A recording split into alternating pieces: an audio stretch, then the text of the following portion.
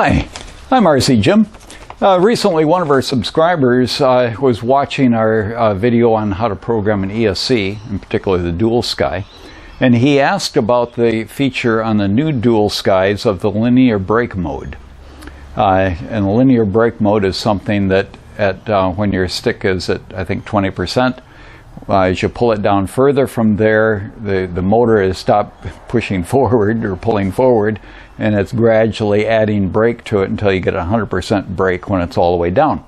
And the thought is that you should be able to use that to slow the plane down when you're landing and various things like that. But our friend who had bought one of these things was looking at the instruction sheet, and on the back it's got the instructions for the linear brake mode, and it says you have to have the applicable ESC, so V2 such as this one. You need to open up the function, and you got three methods that you can do to use that, to do that. One is the program card, one is the USB link, and one is your transmitter. Well, our friend was trying to do it with the transmitter and didn't seem to be doing anything. And then it says use it when you're flying.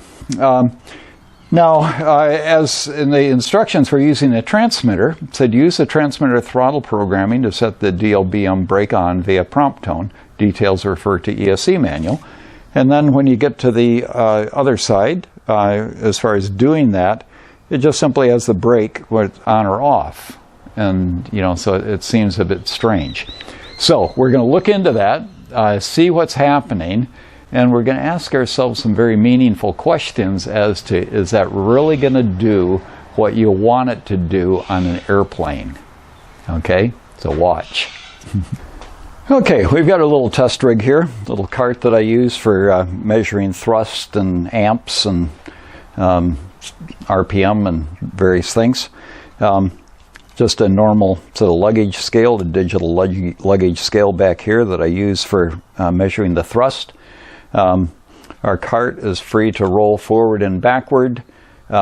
We do have some stops up here to keep it from taking off should it come loose back here. And I also have a minor stop here at the back just to make sure that it doesn't go back, like if, I don't know, whatever, just to keep the prop off of the front of this. Okay. So this is our rig. We've got everything set up. One cool thing about this new ESC is that I bought one that's got a switch. Okay, and with a switch it actually turns on and off the power. So you don't have to interrupt your power going directly from the ESC to the motor or from the battery to the ESC. All of your high amperage wires are all complete there. And just in the programming of the thing, it just determines whether or not to send a signal, and this is what tells it whether or not to send the signal. So that is fantastic. I say send a signal. To send power. Power determines whether or not to send power to the transmitter. Okay, that's what it does. Okay, so I've got it all plugged in. We're at 14.98 watts. Actually, we're not even worried about that with this test. Sorry, 14.98 volts. Wouldn't even worry about that with this test, as we are not measuring power and thrust and things like that. We're just looking at programming operation. So in terms of how to get it going, first off, we've already got our transmitter linked and bound to the receiver. So if I turn the power on, we get our 4 blips for the battery, and everything is all set to go. And if I arm the throttle, we've got throttle. Okay. So all of that is all set right at the moment. So now we want to program it. So we turn off the power to the receiver. We put our throttle up at maximum, and I like to turn it to where I can actually see that it's 100, because sometimes with this transmitter it's at 99 instead of 100, which when you're flying wouldn't be any big deal. But I don't know if it's a big deal or not with programming, but it should be at 100, so I want it to be at 100. Okay, so with this at 100, I then turn this on. get our 4 beeps, get our 1 note, and then we wait a bit. Okay, so that's now battery, so I bring that down. Not battery, that's our brake mode. So it's alternating now between 1 and 2 beeps. 1 beep is brake off, 2 beeps is brake on. So we'll start out setting it for brake off, so wait for the 1 beep again. Move the stick to the top, and then move the stick to the bottom. Okay, and that tells me that that's done. So then turn that off. Okay, so now with our stick down and disarmed, we turn the power on. It's gone through the startup mode, all set to go. So I arm my throttle, I get the stop going, and I notice how long it takes to slow down. 1001, 1002, 1003, about 3 seconds for the thing to stop. And then I want to have a look at how far I have to have the stick in order to get it going. So right now it's at minus 100, minus 86, minus 83, minus 80. Now in here, they say at 20%, from 21% onwards, it should be starting to go. So at 79, it should start. There's 78. And actually, I've got the brake, what did I set? I set the brake off. It should be going right now. Okay. Okay, so now we got it going. And it started right around 69, 70. That's on 70 right there. 72, 71, 70, 69, 68, So 68, 69 is where it's starting at the moment. Okay, so let's write some of this down.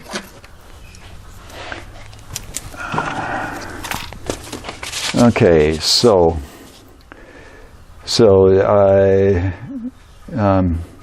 I'll say quick stop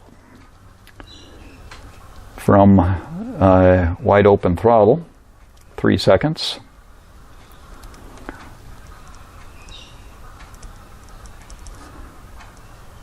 And that's supposedly with brake off. I think we'll find in a minute that's not the case. Might be. And then throttle, we said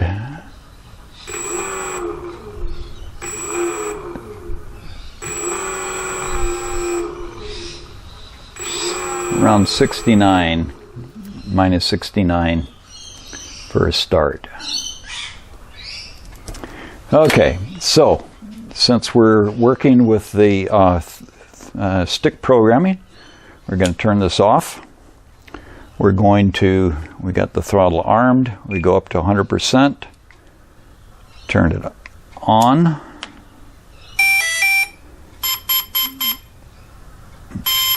Okay, and then we wait a bit. If we were programming the throttle, we would have pulled it down there. Okay, so now we get it alternate between 1 and 2. And we put it up for 2. And then we pull it down. And that confirms that it's all set.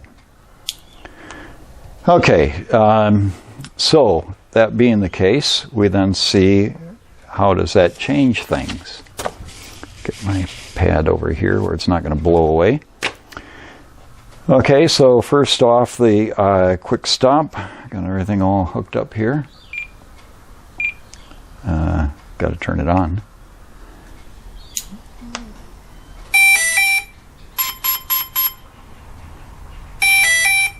Okay, so we're all set to go. 1001. Okay, that brake is definitely on. Okay. So, on. Quick stop was about a second. Maybe even a little bit less. Okay, now where's the throttle going to start at?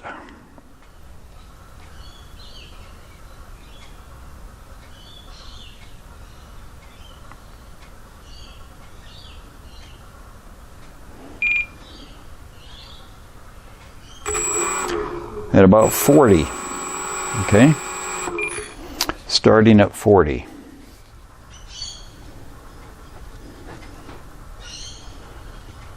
Minus 40. Okay, so that definitely changed things there. Now the question is, if I have it going and I bring it down to just beyond 40, how fast of a stop do I get? Okay, so I'm going to try and, okay, right in there is, I'm just making a stop out of my thumb. Okay.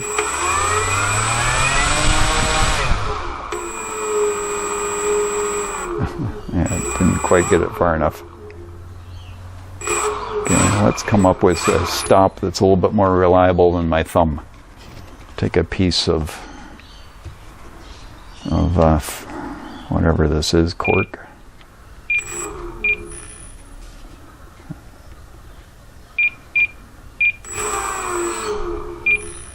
Okay, so that's a position there where it's definitely going to stop. 1001, 1002. Okay, so it took about 2 seconds to stop up near the, I guess I should have seen where that was. Let's try that again. This time we'll take note of the actual position that we're at.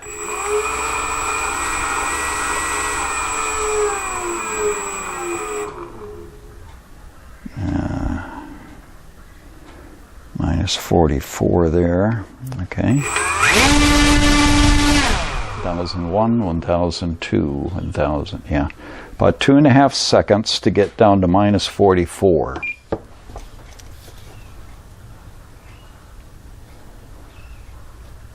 Okay. And then let's try something a little bit between the two. So let's say minus 60 or thereabouts, in there someplace. 1001, 1002, 2 seconds to get to minus 58.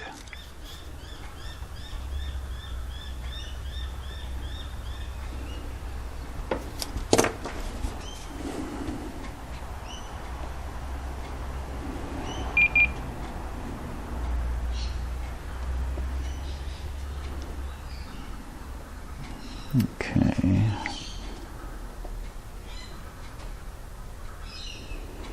Okay, this will be a high 80s. 1001, less than a second. Okay, and that was actually minus 93.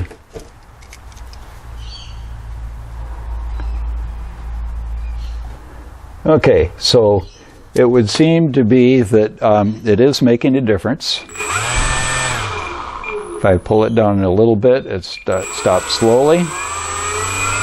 If I pull it down quickly, it stops quickly. So that, my friend, is a brake. But the question is that brake going to do what you wanted to do in an airplane? If that was a car, then that would make a lot of sense. That, you know, you make the motor stop quicker, and that's braking. That's slowing it down. But what happens with an airplane? Well, if there's any aeronautical engineers out there, I would love for you to make a comment down below and let me know whether I'm right. I'm just a mechanical, well, trained as a mechanical engineer, work with cars and stuff like that. So maybe I'm wrong, okay? But my understanding is that a spinning prop creates more drag than a stationary prop. And they tell us with gliders and things like that it's best to put the brake on, not only to keep it from breaking a prop when it hits the ground or for allowing it to fold, but even if it's not a folding prop, that just the prop sticking out there in the air, if it's stationary, it creates less drag than if it's spinning. And if that's the case, then that setting on the ESC, where when it first gets down there, it is allowing it to spin a fair bit, that would have more drag than when it's down all of the way, and it totally stops it spinning. Seems to me like it's backwards from what it ought to be for an airplane. For a car, yes, but an airplane, no. So, let me know if I'm right or wrong. But in the meantime, well, first off, let's just say that it seems to work with a stick mode programming. But let's now do it with a programming card just so you can see how that's done. Okay, this is what our program card looks like. Very simple sort of a thing. You've got lights that light up down the side. You got a button down at the bottom that you press to change from one thing to the next. And then when you get to the one that you want, you just double click it to make it cycle between the options that you have within, say, cutoff voltage. You got low, middle, high. To go in between those, you double click each time to get there. When you finally get to the one that you want, you just single click it again and it moves to the next one. And then you turn off the power and it's all done. So for this, we will just simply unplug the transmitter. And in place of the transmitter, we plug it onto here. You see the negative is at the left side. So I put the brown on the bottom there as I'm putting it in this way. And we've actually got our transmitter turned on. So it's actually, well, what we want to do is have it off when we plug it in and then turn it on. Okay, and so then it goes through its routine and we got the lights lit up. Sometimes it's hard to read what's there, and so if you put your thumb over, or whatever, put your thumb over where the light is, and it allows you to see, which one you're next to. And sometimes they don't line up exactly, like this off-on. The off is up at the top. Let's see, that's the brake. So it confirms that when we set it before, we had set it to on. So if I wanted to set that to off, I'd first of all single click to get up there where it's flashing. I'd double click on it to get into it, and then I can double click and get it to change back and forth. When I get it to the one that I want, I just then single click and it moves on to the next item. So that turned it off. So it's as simple as that. You've got the other options on there. So this is battery type, LiPo. You've got the cutoff type, slow down versus cutoff. So if your battery voltage gets down to the level that you specified, it continues to give power to the receiver. But in this slow down mode, it reduces drastically the power that's going to the motor. And that's going to allow the battery voltage to stay up higher. It's going to be something obvious so that you know that you need to get the thing on the ground. And it allows enough power to continue to go to the receiver to where you should have enough power to be able to land your airplane. Startup mode, normal and soft. Soft would be for something like a helicopter that's got gears and stuff. Normal is for an airplane. Cutoff voltage is what voltage it's going to do this cutoff mode. And so I've got it on middle. I think normally it would be on high to give you the maximum amount of safety in terms of being able to get back in. Certainly I wouldn't select low. Timing mode, you got low, medium, high. I've selected high, and then I've got a motor on here with lots and lots of poles. But you can play around with that, and that's something you'd use the test rig for. You want to use the lowest timing mode that doesn't impact upon the RPM that the prop can spin. So you get it on here, you put it on the high mode, see what RPM you've got, move it back to the middle, check your RPM at full throttle, see whether that's significantly reduced. If it hasn't, put it on low mode, check your RPM. If it hasn't significantly reduced, leave it on low mode. And then the governor mode, that's again for a helicopter. And with the governor mode, very much you do not want to use that on an airplane, because what that's going to try to do is for any particular stick position, it's going to try and maintain a given RPM. Now if your tail dragger puts nose into the ground and you start digging up the turf, then on that governor mode, it is just going to shoot heaps of current to that motor, trying to keep the RPM up, and you're going to fry something. So keep that off for your airplane. And then reset is just simply to go back to the factory defaults. So that's all there is to do with regard to that. I've just turned it off with this, and having turned it off, if I then plug it back into the receiver, and of course with your receiver the negative is on the bottom, and with a Spectrum channel 1 is the ESC. So get that plugged in there nicely. Got a mosquito flying around here. Okay, so we got our receiver plugged in. We're already bound and all of that. We're nice and safe. We turn our plane on. Everything's hooked up so it's secure. So we, I got the safety switch on. Okay, so we got a nice slow shut down sort of thing. So it's done its job. And of course, if we set it to the other mode, it would go back into that one. And we might as well do that just so that you can see that indeed the programming card does work.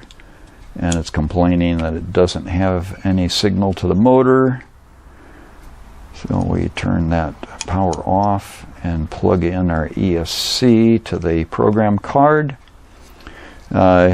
We turn it on. Goes through the startup sort of routine, then gets us up to where it's lit up. So then we press the button. Got the first one, double click, takes it to the on for the brake thing. Single click gets us onto the next item. Everything's all set. We turn it off. Plug our transmitter receiver back in. Brown on the bottom. Channel number 1. Okay, get her secured in place. We're all set to rock and roll. Everything's safe. We turn on the plane. Everything's secure, ready to go. We arm our throttle. So if I pull it back quickly, I get a full stop. If I pull it back just partially, then I get a nice slow stop. Okay. Okay.